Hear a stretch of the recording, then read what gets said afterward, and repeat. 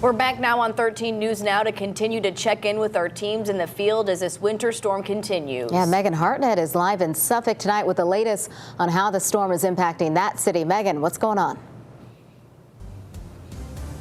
The snow has stopped coming down here. The thing that we're seeing, though, is still really big gusts of wind, which are pushing a lot of the snow. It's that really light, powdery.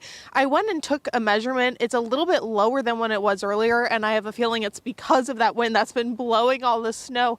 But we have been seeing a lot of plow trucks. They've been clearing the roads. There's been salt trucks on the road, making sure it's clear.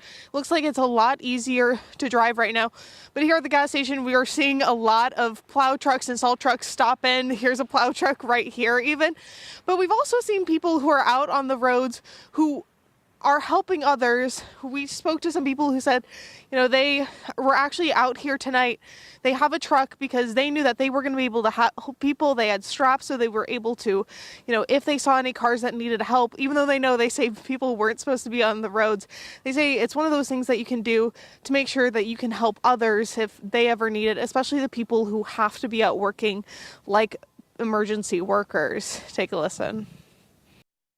Not everybody has a truck, and then some people, their vehicles, they can't. It's like nurses, people that have to work 24 hours, they have to go. What you can do? Someone's mother, grandmother can be alone.